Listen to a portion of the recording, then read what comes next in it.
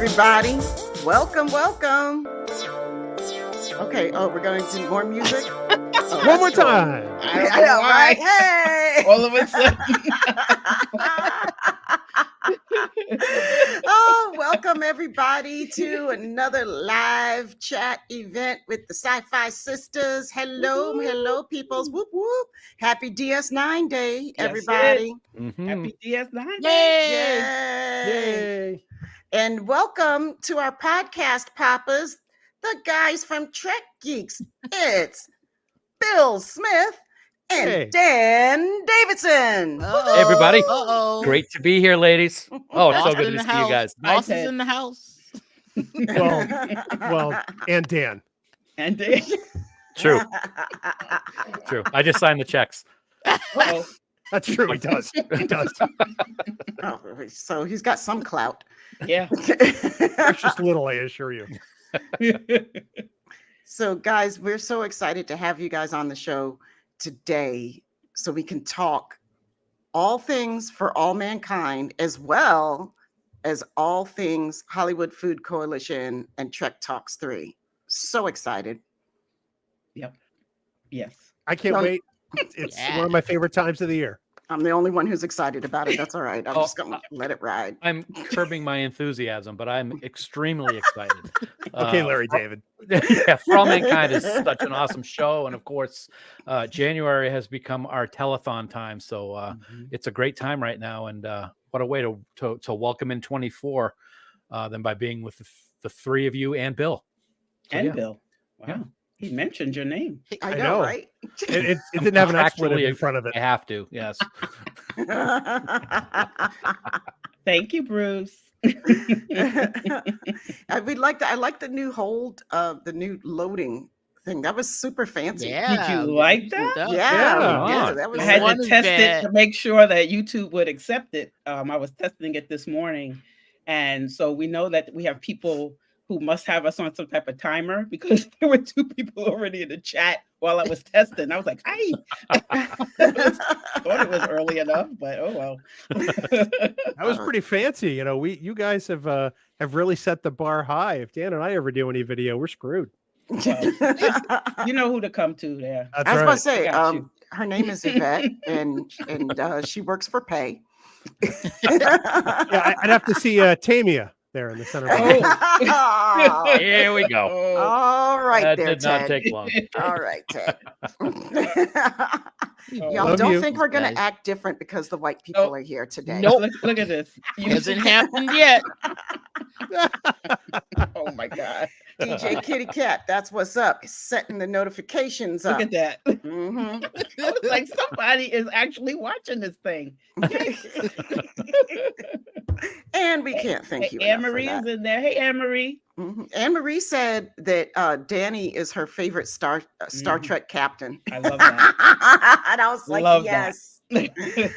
I just I want to take a second and say hi to Chloe. She's 3 years old. She's listening right now. Oh, Big hi to Chloe. Hi, Yeah. Chloe. Yeah. That's Hi, pretty awesome. We have a Chloe. 3-year-old listening to a bunch of Sci-fi. Bill and I are children. I didn't know what you were gonna say. I'm a child. Yeah, I could. I am a child. Yes. So what you're saying is that I need to watch my language. That's just a subtle way of saying. I to never me said about any the such language. thing. They need to learn young. Oh wow, I agree. I agree. did. So did I. Damn. And my children, sadly. So I'm glad you guys are all here. Do we want to just move on to our first interview, or? Yeah, we're gonna show you guys the first interview that we because we were so blessed that Apple TV granted us some interviews, and we got to interview Wrenn Schmidt and we got to interview Krys Marshall, and they play two of our favorite characters on For All Mankind, Margo and Danielle. So we are really excited to present these interviews to you. We had a really good time talking to them. I wish that we had longer. That we're grateful for what we had, because their answers were super thoughtful and and really engendered like a lot more conversation. And if we can ever get them on the show for full interviews, trust and believe we will, because they're both amazing women. So Yvette, take it away, sister. Got it. Now I can see you all at the same time. Perfect. Okay. It's lovely to see you. Thank you for taking some time to be with us. We are 4 Black women who love science fiction and fantasy. You only got 3 of us here today. But we have really fallen in love with you and with Margo. Yes, definitely. I can't tell you how much we love how your portrayal of this woman and all of her complexities. And I see, for me, I see like a lot of micro movements in Marco's expression. Like she seems to be so on the surface, just like stoic and steady, but you have this wonderful way of portraying so much through your eyes with her. Like it seems like you tell entire stories with just the looks in your eyes. And she seems to be such a tightly wound individual. So I was wondering if you could talk to us a little bit about the roots of her tension, because she seems like there's so much repression. She's holding so much in, but she expresses it through the like little moments mean volumes when they come from her. So I don't know if you remember, but in season 1, there's this really kind of dynamite scene between Molly Cobb and Margo. And it's right after a sim goes wrong and Molly storms out and Margo says, "What are you doing in there?" And essentially Margo says like, no, you have to be perfect. There's no room for error because, a guy can mess up and he's going to get like 10 more tries. A woman messes up once and that's, you're done. So I think to a certain degree, what you're seeing is that a lot of what is happening is Margo has to play things pretty close to the vest because she knows that she can't make a mistake. So I think in some ways what you're seeing is her tracking something or maybe something like flickering across her eyes where there's a little bit of reaction, but then she's got to cover that. And I think what's been kind of interesting is that you see for 3 seasons how that evolves as she becomes more and more powerful.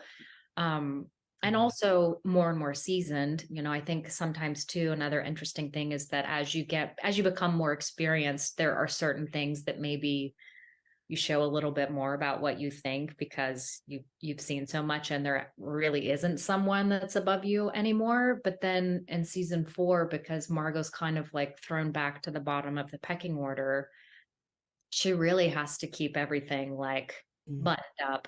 And I also think that's because Margo's playing the most intense game of chess. It's like she's literally it's her life is at stake. And I think once she's been interrogated and then becomes part of Roscosmos, she just never knows how the kind of like tectonic plates beneath her feet are shifting. Right. Yeah. I think that that's part of it too. She doesn't know how much it's safe to share. She's always been a very private person, but I think, in season 4, it's really like, I'm now working for a woman who, if you cross her once, you're gone. Mm-hmm. That's like a really powerful introduction in some ways for that character that, somebody crosses her in a meeting, just disagrees with her. Right. And he's suddenly demoted. Gone. So, I think that that's part of it too, and that's one of the reasons that I felt like it was so fun to play all of the scenes in episode 6 in the storage room. Yes. You don't have to Yes. you get to see this picture of her up close where she's Yeah. not having to kind of mask what she Yeah. feels.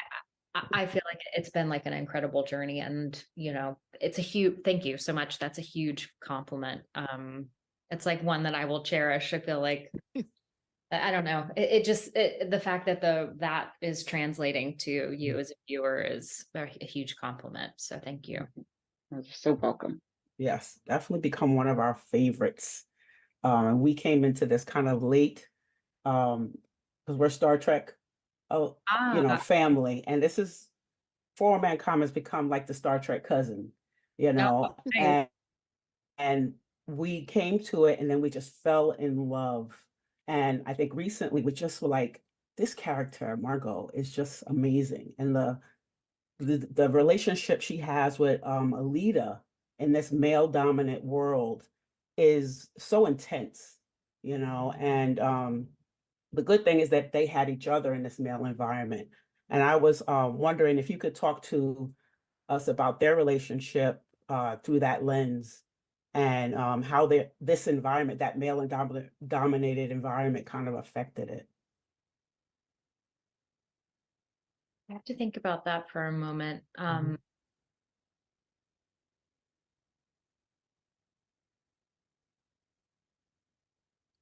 I think it's in some ways it's unique that Aleta is joining the space program, a decade in, beyond, I guess, or after Margot's been with the program for 10 years, like that's when she's really, in season 2, because I think in some ways, some things have changed and in others they haven't. Right.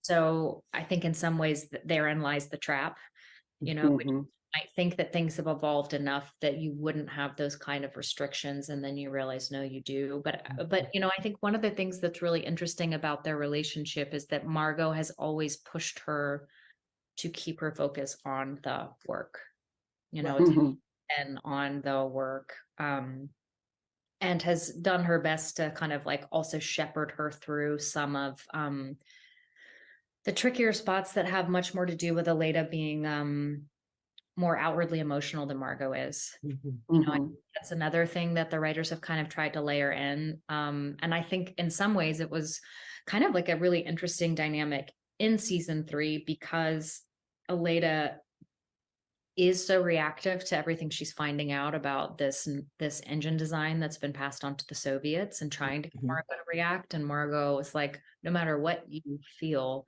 you have to keep your eye on the ball. And right now you're concerned with who gave this engine design away, but right now we're about to launch, That's right. What are you doing? So I think that's interesting, because it also comes with, there's like a couple of other layers in there. One being, that Margo's hiding that, she, whatever feeling she has about the fact that she's the person that did it. Right. But then also, I think, in a strange way, being almost like a parent-like figure of, you can do this, you're strong enough, but also being pretty tough on her. Yeah. So I don't know. In some ways, I feel like it's a very like female relationship, and in some ways, I also feel like it has like this very like masculine quality to it as well. I do too. Yeah. But I also think that that's just part of like the tough mentality that comes with the fact that there is no room for error in space travel. Just zero room.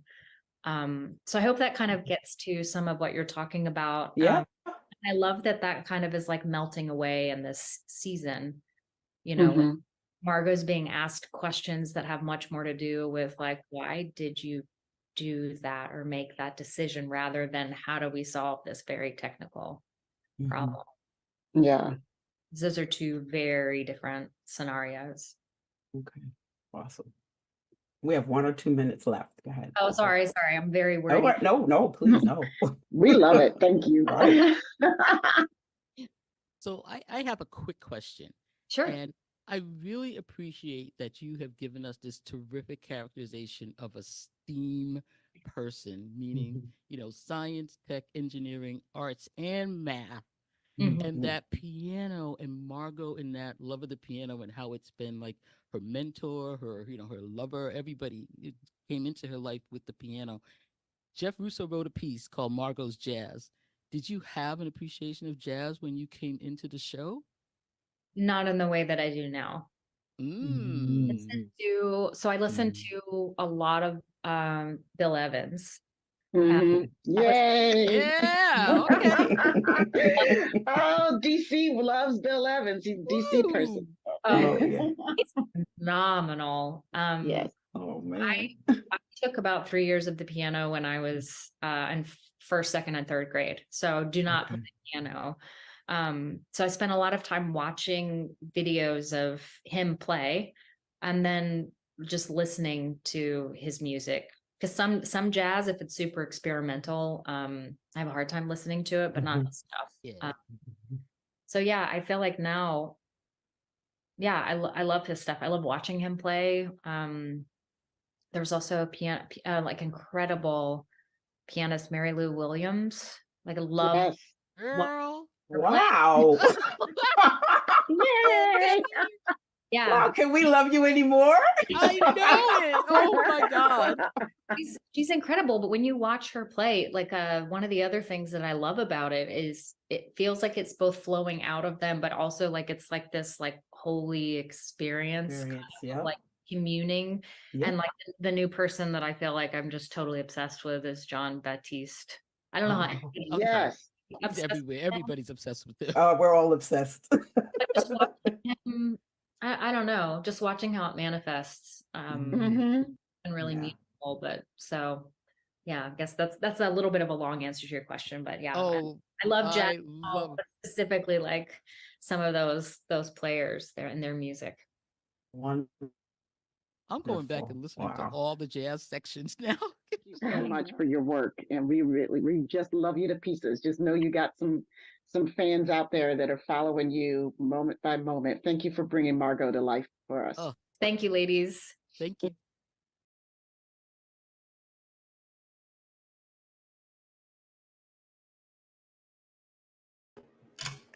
I forgot I was muted. I'm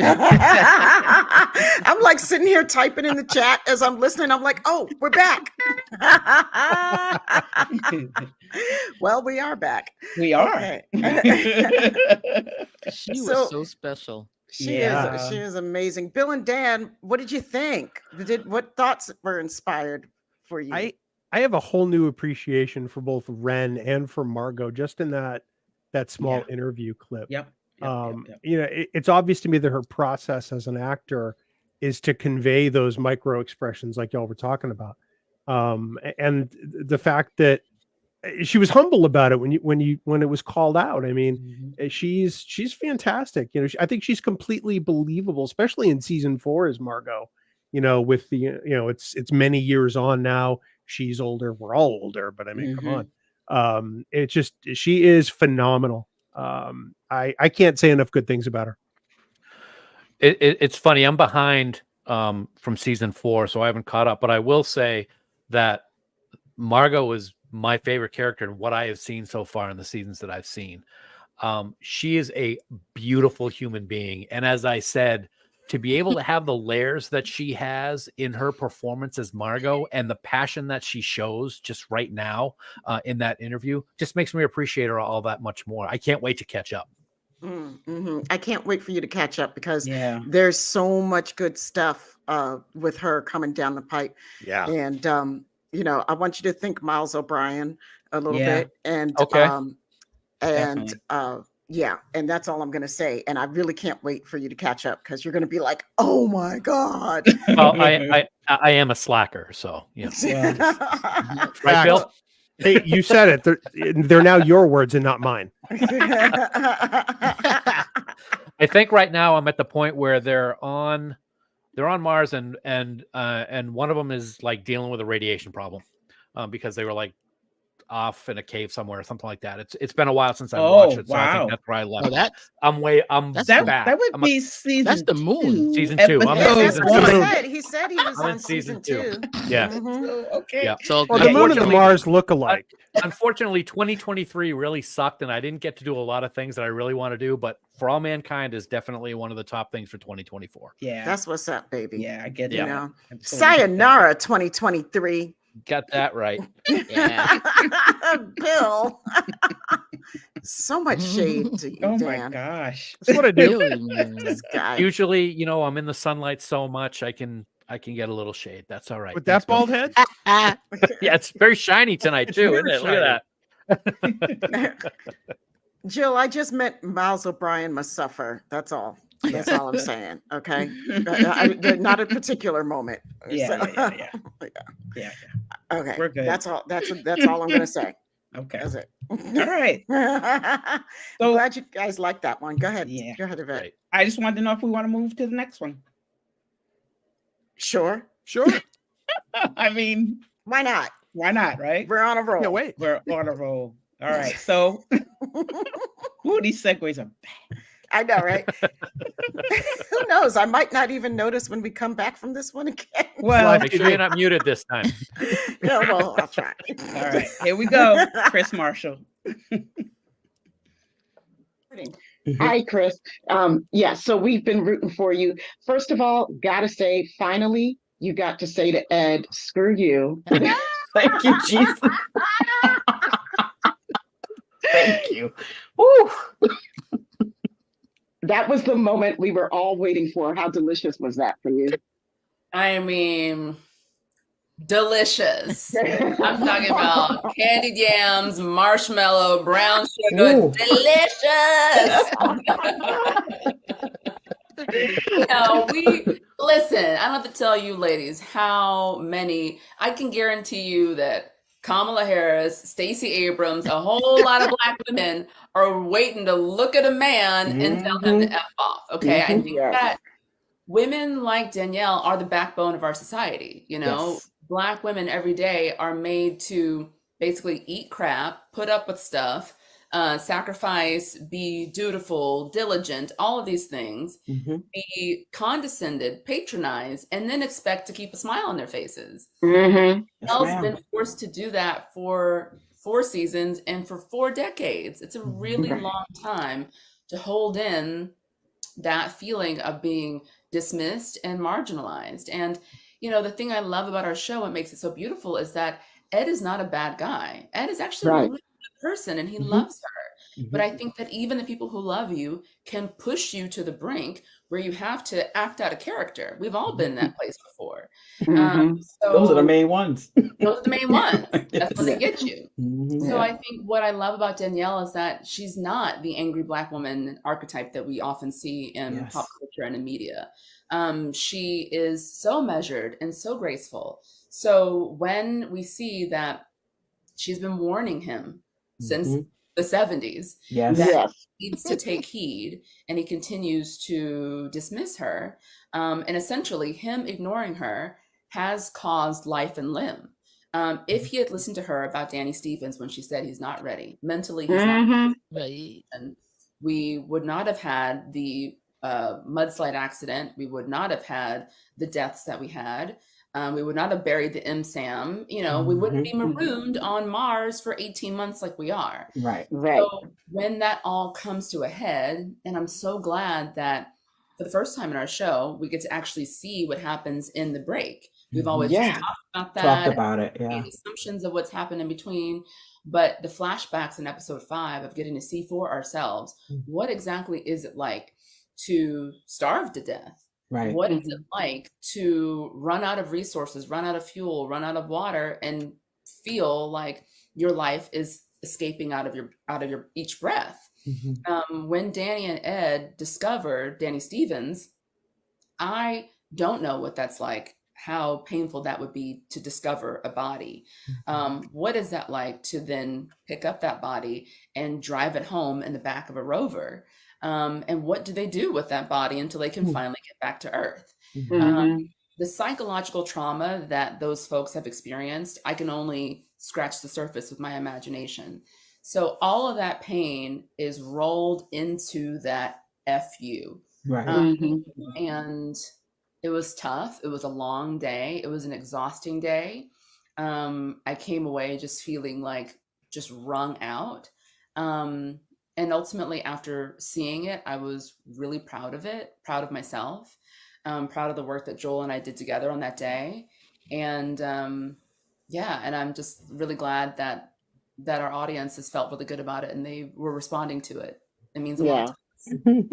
Definitely. It meant a lot to us too, Yeah. because I was about to have serious issues if the sister had continued down the Mm. path that we've seen. I'm like, look, I don't know what type of Black woman you think this is, but And how much more she you can know, You're take. right. there's not many of us that wouldn't have already told you where to put it. So, Yeah. you know, we did a series of show called "If That Had Been a Sister," and you know, if that had been another sister, that might have meant something a little different. But Right. All right, I'm gonna change it up a little bit. Ronald D. Moore calls For All Mankind the Star Trek prequel. And he said that it is the groundwork to the optimistic world that Star Trek lives in.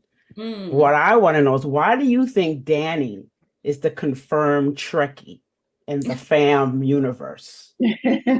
Secret how much Ron loves Star Trek, and he talks about how for him as a little kid growing up in the 60s, it really felt like the pinnacle of the goodness in mankind.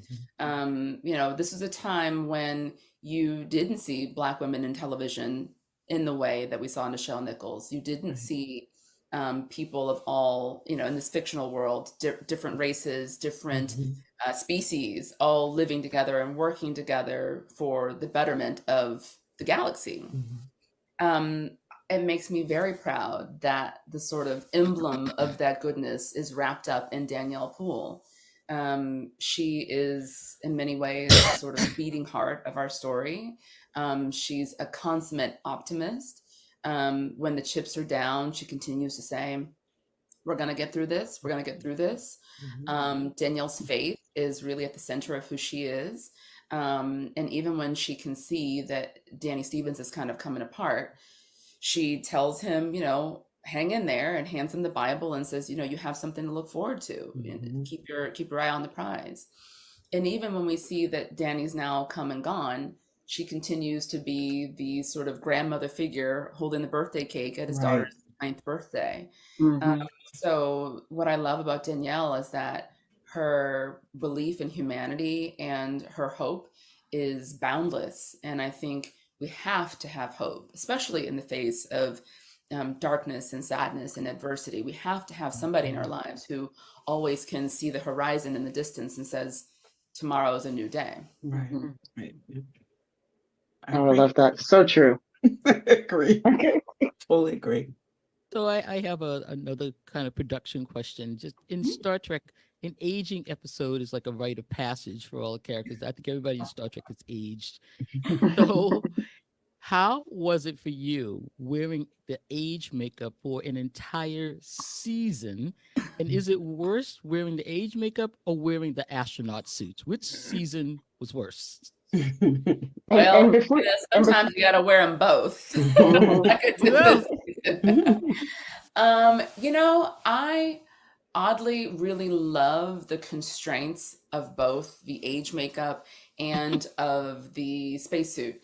I think, you know, what's sort of boring as a female actor in Hollywood is to wear a pair of high heel shoes and a pencil skirt, like, and some lipstick, and you iron out your hair, and now you're somebody's secretary. Like, you can speak a dead cat before you're a woman playing that role, and it's not very exciting.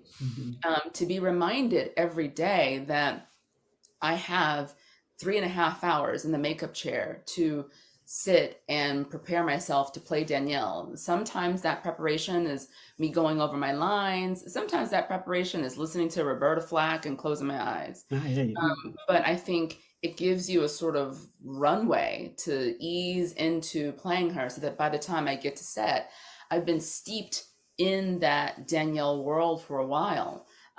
Sometimes I forget what I look like until someone hands me a mirror, or I look at my reflection and go, oh my God, I forgot the age makeup, because I still feel like me on the inside. But being able to play her, not just from the inside, but the outside as well, is so informative. And I feel the same way about the spacesuits. You know, it's not easy to hold a mallet or screw something in with a wrench while you're wearing these complicated gloves, and you can't feel your fingertips, and there's a dome around your head, so you can't scratch your face. Like, these are all of the hindrances and obstacles that real spaceflight engineers are dealing with every single day. So why shouldn't I, Krys, have to deal with that as well? So I think that the restrictions are informative and oddly very freeing. I love that. And just so you know, like I give like such high marks to the makeup artists because they understand that black don't crack. Thank And you. and you are beautiful, and we all look, we're like, that's right. That's exactly how she would look. That's what I said. Yeah. She's only 59 in Right, season 4. right. So I think there were some people who gave me grief. Oh, she doesn't age enough. I'm like, have you met a 59-year-old black woman? It's not that deep, it's not that deep. Sabrina's like, I saw 59 a while ago. And I think it's 2003, I mean, Danielle chooses not to color her hair, she's not had plastic surgery or whatever, but she's still a woman who's kept herself up, she's got the exercise bike in her room. She's making sure she's still fit.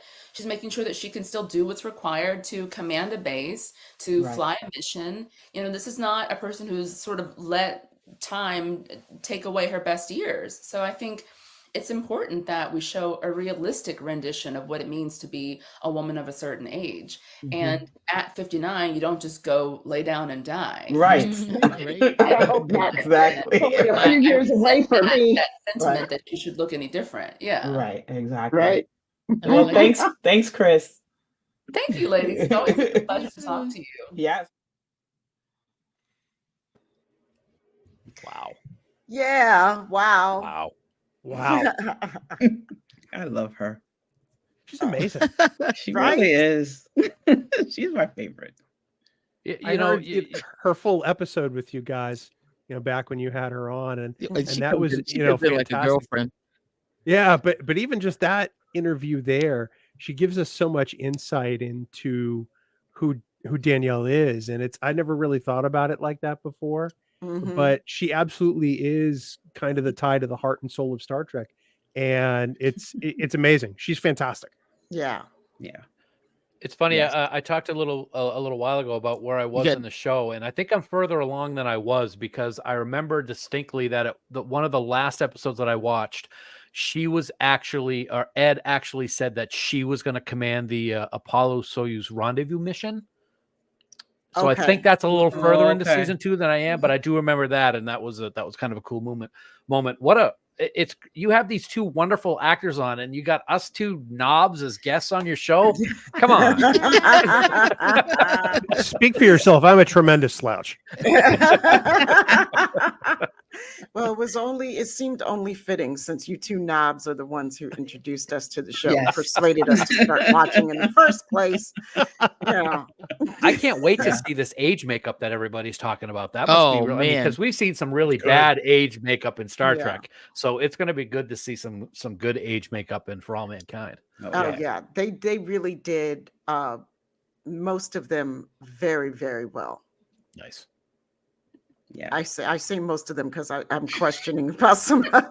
Yeah, I think people in the chat are too. Yes. Absolutely. DJ Kitty Cat, I so agree with. Yes. You. Well, hey, even little Alex had a problem with Ed. He looks like Father Time. You look like a bear. He does look like Father Time. I was like, dang. Right. Oh, time has not been kind to you, buddy boy. But he was still a player. Yeah, right. He was. Well, what else is new? I know.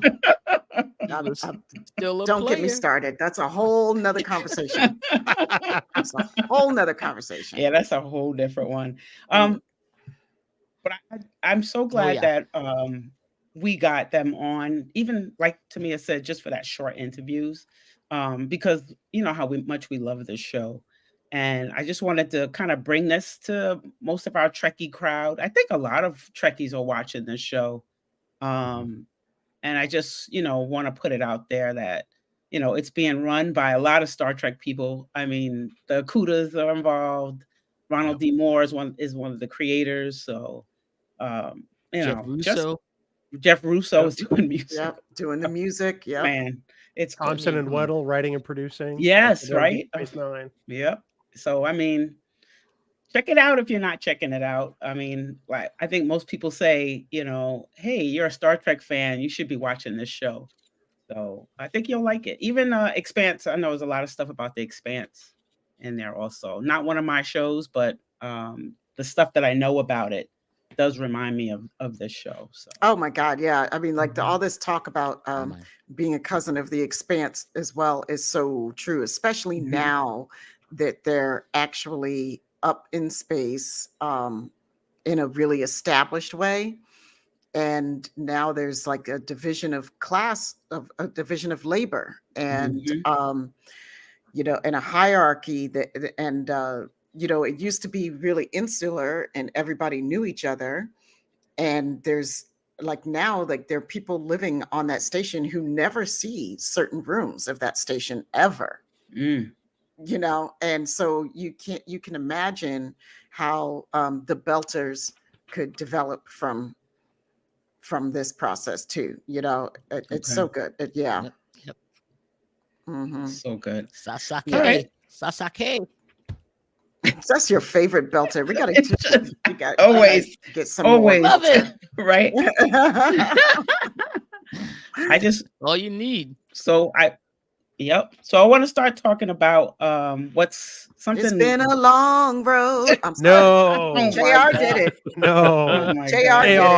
JR, what are you doing to me?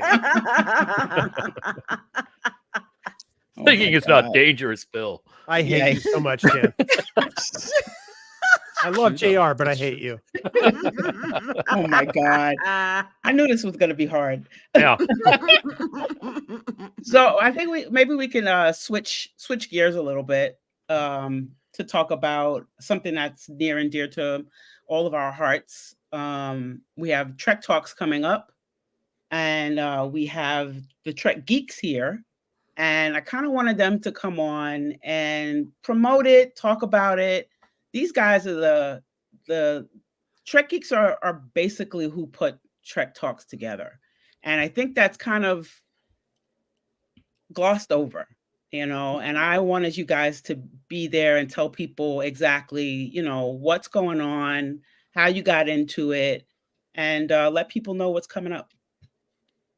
Sure. Well, it's kind of a fun story on how Trek Talks actually came into being. We had the privilege of having a live stream with Jonathan Frakes during COVID, and we decided to do something good. So we wanted to raise money for Feeding America. So we had Jonathan Frakes on. We had a fantastic time. We raised a lot of money for that organization, and it's just a small example of how we can achieve Gene's vision and of helping our fellow man. And then we had the honor of having John Billingsley on the show. And I say that jokingly because John's a dear friend. And when we were talking to John, we talked about what we had done with Frakes, and conversation turned into, oh, well, hey, maybe I can get a few of my enterprise people together and we can do a little enterprise thing for a fundraiser for Hollywood Food Coalition, because I'm a member of the board of the Hollywood Food Coalition. I'm trying to do a Billingsley impersonation. It's not great, but look at the, you know, and anyway, so it turned into the first one that we had with over 60 Star Trek alumni from in front of and behind the camera, joining us to raise money for the Hollywood Food Coalition. It happened again last year. We raised an amazing amount of money last year with the help of just everybody, people just pitching in $5, $10, people like Mr. Roddenberry just given a ton of cash for a donation. And we have raised about $250,000 in the 2 years that we've been doing this for Hollywood Food Coalition. So we've got our third one coming up Saturday, January 13th, Bill. It's really something that has become near and dear to our hearts. Well, and I want to piggyback on that a little bit, because for as much as that's kind of the Reader's Digest version, you know, it's streamlined. We knew when we took this on, we couldn't do it alone. It's one thing to do a live stream, you know, using StreamYard, this platform that we're on right now, to have one person on, but to rotate through multiple people every 20 minutes to a half an hour becomes a logistical nightmare. So we went to our friends at Roddenberry, specifically Roddenberry podcasts, and because we know they do Mission Log Live all the time. And we said, hey, do you guys want to be part of this and help us out? Because we really feel like you guys have this piece and we have this piece. So let's put them together and make this work. And so we did. And the first two came out really great, thanks to the technical direction of Earl Green, who works for Roddenberry. He really keeps the trains running on time. Without him, the show would be a complete mess. And we're all pretty much indebted to the work he does every single show. This year, we brought on our friends at trekmovie.com and Lori Ulster specifically, who have added just such tremendous depth and ability. Dan and I haven't had the ability to be as involved this year, unfortunately, due to work and me not work. At one point, I was looking for a job full time. But we've expanded the team in a way that really has benefited the production the most. And that's really what we've been looking to do. I've thought a lot about Trek Talks over the last few weeks, and Dan and I have been doing this now as of this month, 9 years. We've been doing Trek Geeks, and if Trek Talks really is our lasting legacy, I'm okay with that. Yeah, absolutely, because we're doing something nobody else is doing. I think that having these microphones comes with a responsibility, and that responsibility is to do good and to give something back. Especially when you've been doing it as long as we have. And I think that we found really the perfect way to kind of do that and to mix in our Star Trek fandom. It's a Herculean effort every single year. Yvette, you're on the production team. So are a whole bunch of other people, and everybody works their ass off to make this the best show possible for the people watching and for Hollywood Food Coalition. Right. So it's, you won't see a lot of Dan and me on camera this year. No, we are strictly working behind the scenes this year on purpose. And we think it's going to be a fantastic show. It really is. Even better than the first two. All right, now. Awesome. That's saying a lot. I like that. That is saying a lot, because if you remember the first Trek Talks that we had a panel on the Deep Space Nine episode, The Visitor, and it was the first time that those people had been in the same panel for something. And the other thing that's great about this thing is you can watch it for free. As Billingsley likes to say, you don't have to wear pants. You can just enjoy the day, have fun. And one of the other things that John told us, which is just something that blows my mind and just tells you about the love that the people in the Star Trek universe have. When we first did the first one, Billingsley said, okay, so we've got all these people that are going to join, that have said they're going to show up. You guys got to be prepared. 30, 40, 50% of them at the last minute are going to have to bail for some reason. They got something that came up. They got a gig doing something. We have had 100% participation for both years. And that, John says, is unheard of in Hollywood. So that's fantastic. I love it. Crazy. And Yvette, like you guys, and one of the things that I know that you feel pretty good about, like that we don't want to lose sight of, is the fact that it is a fundraiser, right, for a really worthy organization, the Hollywood Food Coalition. And so, well, joining us from the Hollywood Food Coalition is Arnali Ray. Hi, Arnali. Nice to meet you. Hi. Hey, Arnali. Thanks for waiting. Thanks so much for inviting me on. I feel so honored to be in all of y'all's company. We're so happy to have you here. I hope that I can be an honorary nub at some point. You got it. And y'all are doing a great job of doing some John Billingsley impressions. He does say pants are optional all the time. All the time. All the time. Absolutely. Even when we go out to dinner, you just never know when it's going to happen. Just the most random times. Random. I'm actually here at Hollywood Food Coalition right now because our Wednesday nights are the busiest. We have a mobile clinic, UCLA mobile clinic that comes, and so we've got regular guests who get their medical care here. But we end up doing a lot, especially at the end of the month, because people run out of their benefits. So we end up doing about 350 meals on Wednesday nights. So I'm usually here parking myself, so excuse the background, but it's busy today. So I'm so thrilled to be joining you all today and just so grateful for all the support. I mean, it really truly is you need a village to do this kind of work. So we appreciate that. Arnali, I was wondering if you could just give us maybe maybe not a brief rundown or explanation of what Hollywood Food Coalition is really about. Because like we said, this telethon is great and seeing the stars is great, but there is a purpose, and so I want people to know what the purpose is. Yeah, thank you so much. I mean, really kind of just in a nutshell, Hollywood Food Coalition is dedicated to addressing food insecurity, eliminating food waste, and connecting vulnerable individuals from marginalized communities into services.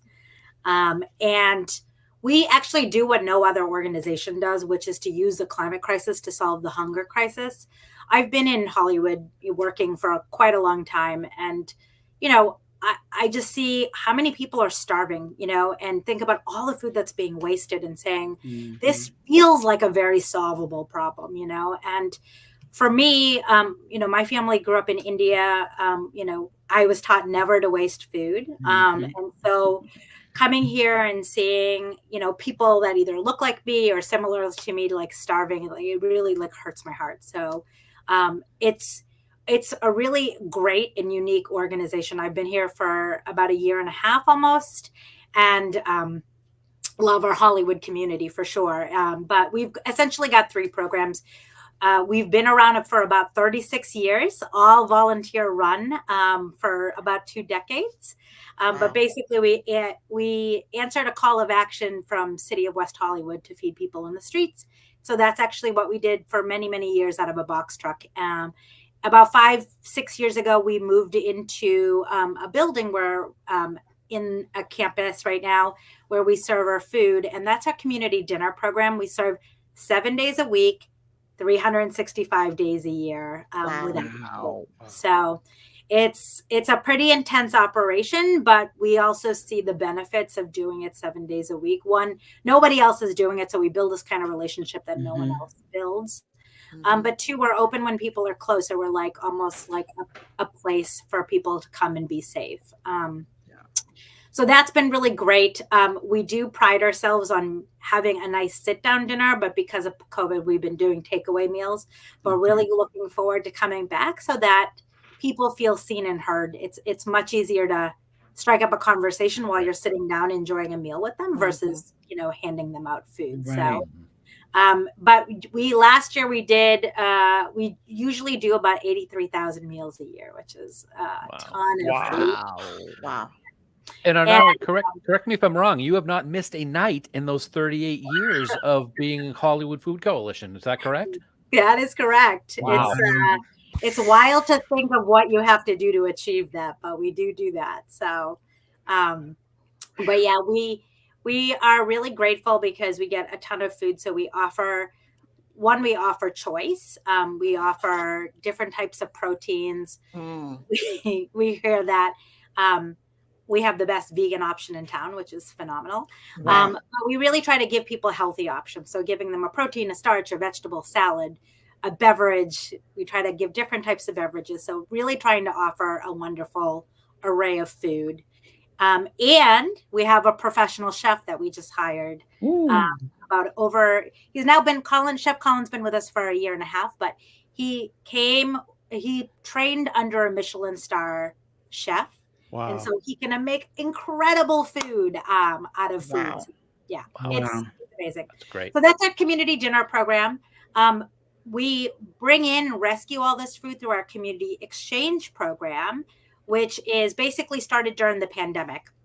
We had all these businesses who reached out to us in Hollywood locally saying, hey, we don't want to waste all these food. Like, where can we put it? So we were like, sure, come on in.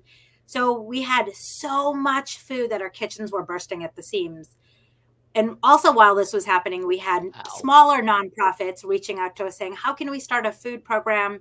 And basically that's when the exchange was born. And so this is actually one of John and Bonnie's babies as well. But the idea is that we can build sort of a community hub and be able to help just our community members. And that's actually what we do. We do our best to get feedback from our folks, talk to, really customize so that we're not passing on the meals. But all of our food that gets to our kitchen goes through our exchange, and we also share food with 150 small and medium-sized nonprofits. Wow. Yeah, That's the coalition. yes, Yeah, that is coalition building. And then the last program is our essentially is called our community wellness program. Because we're open 7 days a week, 365 days a year, while other agencies are closed, we have a small program basically to connect people back into resources. So, we made a choice because people were coming to us in crisis. We didn't want to keep turning them away. We wanted to figure out how we could help them. And honestly, we have UCLA Mobile Clinic here every Wednesday. We've got a number of different organizations that come on site. These are the types of things that help people stay out of the emergency room, and really help them. And we oftentimes can really get hard to reach folks into housing, which is, an incredible thing. So we love this idea of coalition. I know that in all my conversations with John and just what I've learned about Star Trek is just, I think Gene Roddenberry really thought about conceptualizing this federation of planets and civilizations that work together.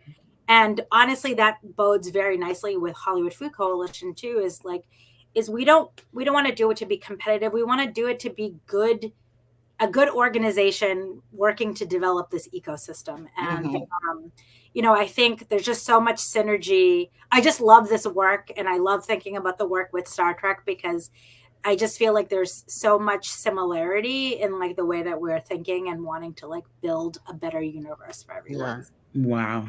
100% agreed. I mean, it's amazing. The work that you all do is really phenomenal. And I mean, I think that's one of the things that, we were so proud of, to be just a small part of Trek Talks in the previous years. And, it feels good when you're doing good. Yeah. It really does. And Yeah. I'll also add to that, the passion in your voice talking about Yes. this, is amazing. We've had very, very deep and meaningful conversations with John and with David Livingston, who was another wonderful person from your organization and Star Trek. And the passion that you guys show when you're talking about this shows how important it is, and shows that so much more, unfortunately, still needs to be done. But we have people like you and the people that are so supportive of the organization to help that along. And we feel like we're just doing a small part by throwing this this thing together so that we can raise money for such an amazing organization. It is not small at all. I mean, we are so grateful for it. I think just to give you a little piece of what's going on in this landscape, food, I think government specifically is recognizing the importance of food. The county's now created an Office of Food Equity. The city is starting to recognize the importance of it. And I think up until this point, we all know food is important, right? My day revolves around what am I going to eat for the day? You know what I mean? So I can't even imagine not how people don't recognize the importance of it, but it really helps stabilize people, regulate their emotions, allows them to make these decisions. And so I think the funding hasn't quite caught up yet. I think it's going to be shifting in that direction. So having this kind of fundraising opportunity is such a gift for us, because we really we try to give back to the community and really try to do this work to get people in the place where they can start to move into housing, where they can accept services. We build relationships all the way that need to happen with people who don't, that the system has let them down. They don't trust the system. And so we take on this very hard role of not spending time with them. We love spending time with them, but to be able to build through years or decades of not having that trust, we take that on, and we're happy to take that on. So this funding helps us to do that. And so we are so grateful, unbelievably grateful. Well, I'm glad I'm a part of it. Yes.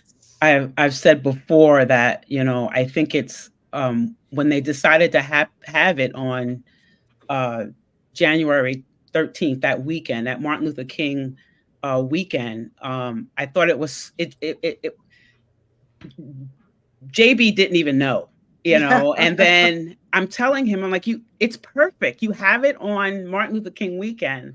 And, you know, Martin Luther King at the end of his life, unfortunately, was very much into the poor people's movement. The poor people's campaign. You know, so, you know, it just felt right. And I think that's why I jumped on board. And I want to make sure that it's always there, that people understand how, you know, we have to take care of our neighbors. If we want to be anything close to being the Federation or Star Trek, we have to take care of our neighbors.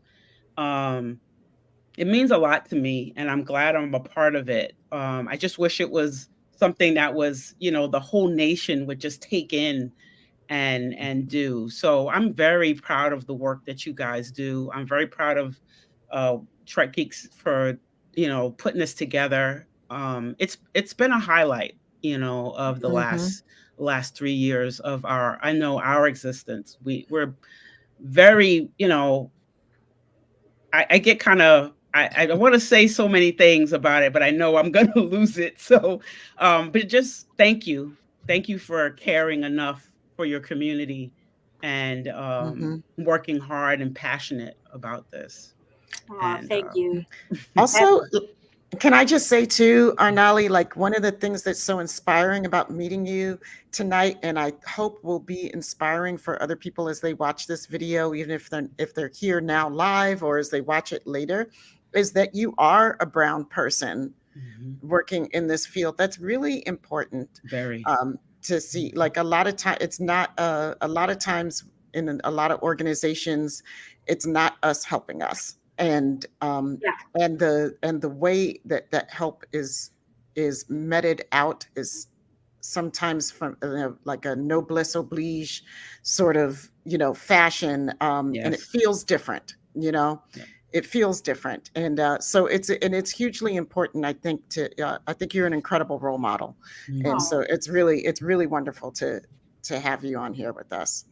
Oh, thank you so much. Those are really kind words. And I feel very honored and privileged to do this work. And John Billingsley has done a hell of a job of like getting us to this point. And we've got some really exciting plans with getting indoors and whatnot. But, you know, I think when you come, like people have had the opportunity to come on site and see, people want to be housed. They want to be taken care of. I think there's often this myth that they don't want to be taken care of. And it's like they have years and decades of trauma and mistrust. And you just have to be able to see people and care for people and nourish people. So, Yep. That's so simple, but everybody makes it so difficult. Yeah. Just see people for as humans. Yeah. That's all anybody wants to be known as. Yeah, exactly. Yep. Oh, wow. I know. It's all right. It's so true. It's dusty. I think it's a little dusty. Dave Gregory put a great comment in the chat too about like if you're ever in LA, that HOFOCO, Hollywood Food Coalition, is a great place to volunteer. You know, I know that the next time the sisters are out there, we'll be planning on volunteering, spending some time with you guys, for sure. We couldn't do it last time we were out there. We didn't have enough time, but I know next time we're out there, we're going to build it in. Oh, yes. Wonderful. It's very easy to volunteer. We're known for being very low barrier. Come. It's super fun. We've got great people. We'll show you the way. Come. Awesome. Great people and John Billingsley. And John Billingsley. He'll wear pants this time, though. Yes, please. Yes, please. Thank you. I'm not buying it. All right. Well, I love you all. And thank you so much for supporting us. And thank you for all the kind words about our organization. We're really grateful to have you in our community. Thanks, Arnali. We love you too. Arnali. Have a great night. I know you're busy. Talk to you soon. Thanks so much. Take care. Bye. Bye-bye. Take care. Well, that was nice. Yes. Oh, she's so awesome. She is. Yeah. I've heard her name so many times in all of our meetings, but I don't think I've ever had the opportunity to meet her. What a wonderful person. When she said yes to coming on, I was giddy.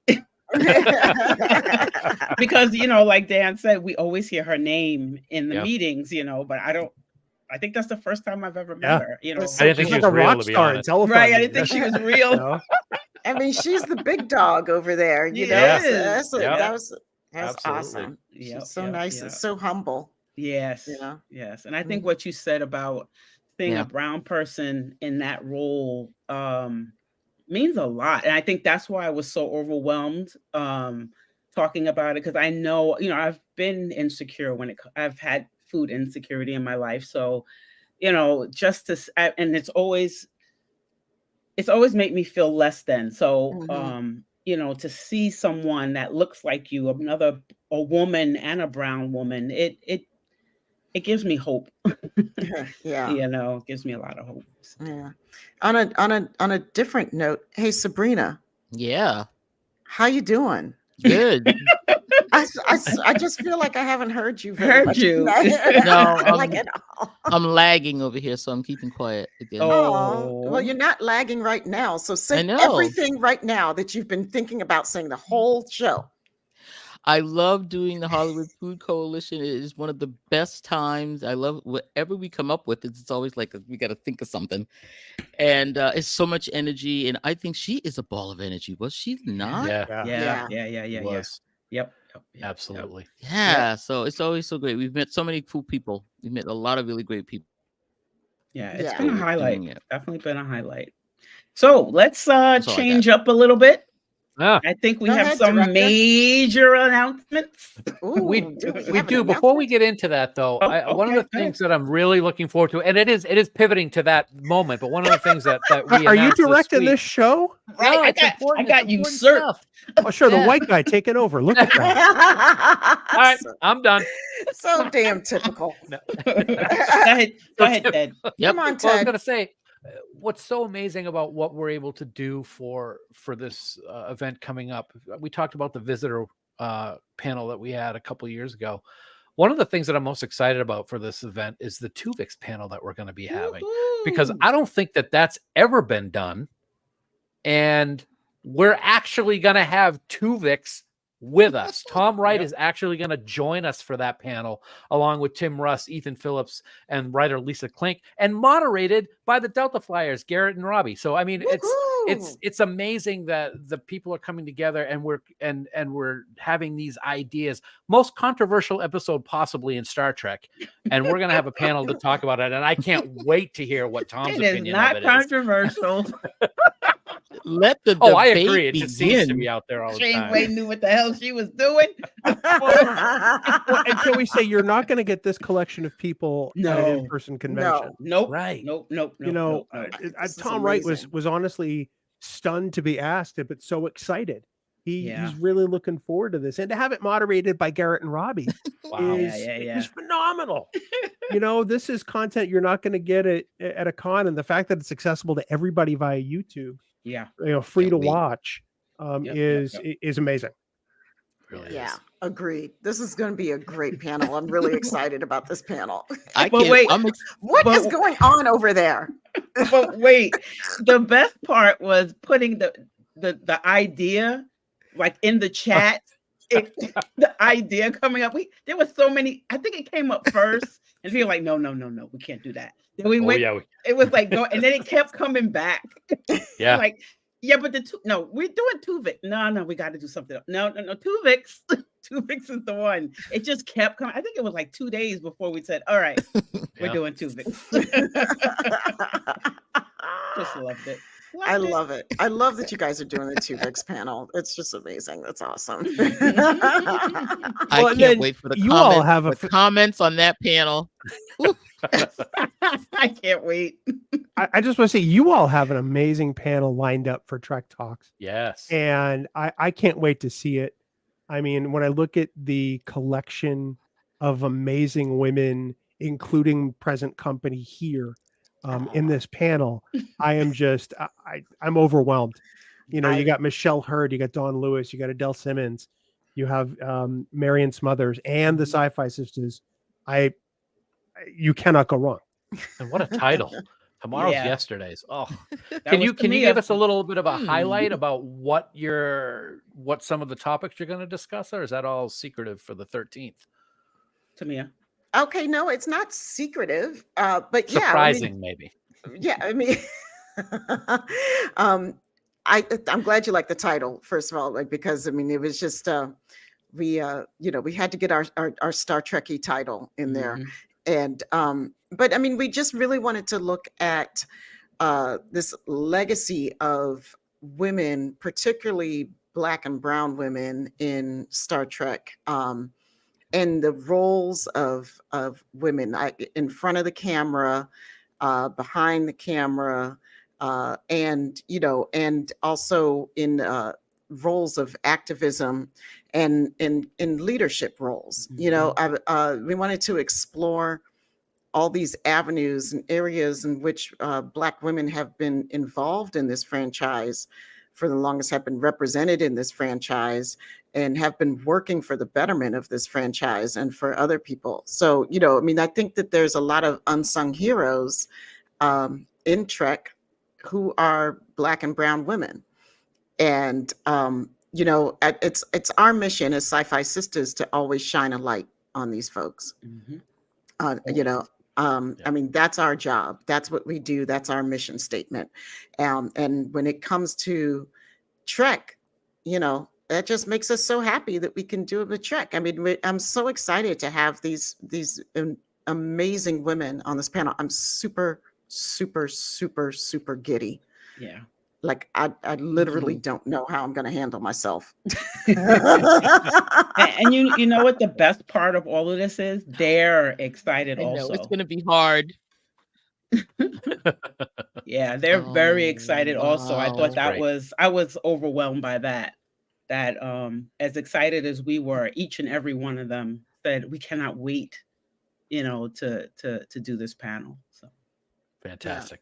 yeah. So, I mean, thanks for the kind words too about it, and I'm super glad you like the title. Love it. Absolutely love it. Yes, Fran will be there. Yes, she will. Fran fans. Yes. So I heard you guys had an announcement, right? We have it. I'm going to tee it up for Dan to bring it home. Oh, okay. We've started. I'm sorry. Hannalie Culpepper is a dream guest. Thank you. Anyway, continue. We're starting to announce content and guest stars for Trek Talks 3. One of the things we have going on is a mega hour-long Picard season 3 panel with a collection of people that we have not been able to get anywhere else, Dan. Wow. Yeah, absolutely. I mean, look at the people on your screen right now. Oh my God. Ashley Sharp, Chestnut, young Sydney LaForge, loved her. Brent Spiner, Gates McFadden, Frakesy himself, Jonathan Frakes, Terry Matalas, showrunner, did such a fantastic job with season 3. Todd Stashwick, captain of the Enterprise, Jerry Ryan, and she was just added along with the amazing Michael Dorn, which completely blows me away. Co-moderated by Jonathan Del Arco. I mean, what more could you ask for? I mean, that is going to be an incredible hour panel with some amazing people, and I cannot wait to be in the back room before they all get live, because we always get fun stories that you don't hear when you're in front of camera. Trek Talks has never had a panel that's been an hour long. No. And Jerry and Michael were added to the telethon I know today, just hours ago. So this is breaking news here for Trek Talks. This is going to be one of the cornerstone panels of this particular weekend. Yep. If we could have gotten even more people from Picard season 3, we would have put them all on the same screen. Yeah. Oh my God, this is amazing. And also Ashley Sharp Chestnut, y'all. Ashley Sharp Chestnut. Say her name. Say her name. Say her That's name right. all the time. Ashley Sharp Chestnut, girl. Miss LaForge was doing the damn thing. I'm so glad she's going to be on it. I mean, I love her. I love all the legacy guys. I love everybody else up there, but I'm sorry, but I'm really excited about Ashley. I'm glad you're giving it an hour too. Yeah. Yes. And we had to make this announcement here because there's no better place to do it, quite frankly. Appreciate you. You all have been a big part of Trek Talks. You have our lead off panel 15 minutes before the actual Telethon starts, which has been a huge crowd pleaser the last 2 years. We're so grateful that you're doing it again. I can't wait. Are we? No. What, surprise! It's like, I thought we said we weren't doing that. It's like, Yeah, I don't remember that in the contract, but okay. You didn't get a contract. It's Yeah. all a lot of legal mumbo jumbo. Yeah. And plus, your tomorrow's yesterday's panel. I mean, you guys are a big part of Trek Talks, and it made sense to make this announcement here with you all tonight. This is an epic panel, and we had to come to the right place to make the announcement. So this is brand new. Absolutely. Epic. oh, we are so glad you guys made it here. This is a huge deal. This panel is amazing. And so glad that you got a whole hour. These people, yeah, right, Sabrina? Yes. Go ahead. Yeah. An hour. I'm glad it's not going to be, just when it's getting good, you got to go to the next panel. They're going to give them a whole hour. This is That's great. right. And just another teaser out there. We ain't done with announcements yet. Nope. Yo. That's true. Nope. Oh, yep. Yeah, we're done tonight, but we're not done. We're done tonight. Tonight we're done. People need to I like can't whew, wait. for this one. Yeah. Michael can't Dorn's a wait. big pull too. I mean, It is. Yes. yeah. I mean, that's Yeah. I don't want to go over that. I mean, that's big. No. 'Cause Very big. Mr. Dorn, we don't usually see him in many of these things, so glad to see him in this. Yeah, this is amazing. I'm so excited. I cannot wait to see this panel. Yay! And I'm glad Jonathan Delaco's there. I love him. You. I know it. And co-moderating. Yeah. Yeah. I still can't get over how he got offed. Wow. Oh yeah, Wow. I'm still upset. I'm Yeah. still upset. I mean, mad. because it was again, but I mean, I've been on this it on the down show, and with- that's a separate conversation. down But with it was Jonathan. unnecessary. It was an unnecessary death. I And it mean, was- most of the deaths in Star Trek are unnecessary. Oh. Yeah, but his in particular, like that character really didn't need to die. No, Right. not at all. So trektalks.net, you can get updated information really on a daily basis there. Mhm. And if you want to donate in advance, you see the URL there scrolling across the bottom. It's givebutter.com/trektalks3. You Okay. don't have to wait until the 13th to donate. Nope. But we hope as many people watch the show, and please tell all your friends, tell all your Trekkie friends, because we want to break some records this year. We can only do that if more people watch. Tell your Trekkie friends, Right. tell your Star Really? Wars friends, tell your Tell your- Expanse friends, tell your For All Mankind friends. Yep. Yeah. Yes. You know, just tell your friends. Yep. I don't have any friends. Well, Don't I know it? Yep. With that, I have to go, guys. all right. So do we. I send you much love. We Love you right guys. back. It is Thanks. great to be here. Thank you so much for inviting us on. Thanks for coming to hang out, man. Yes. You Yes. know? Fantastic. Oh, We Have a love you great guys one. so much. Glad to see you. Our podcast papas, everybody. Yay! Woohoo! Yay! And oh my God, that was big news. And I just, Yvette, can you go back to JR's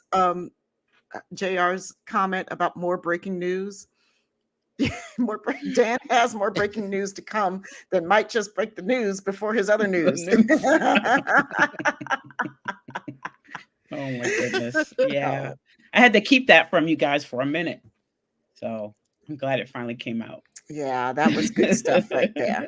That was great stuff. So Man. I'm glad that everybody could join us tonight Oh man. for the discussion. I hope you guys had Yeah, fun. I can't wait to Mhm. see that. Yeah, it's going to be great. It's going to be great. And again, remember, we will be kicking it off with the pre-show. So at, I think it's 9:45 a.m. Pacific. And I guess that's what, 12:45 12:45. Eastern. So be there or be square. Oh, and also just some bad news that I need to give everyone.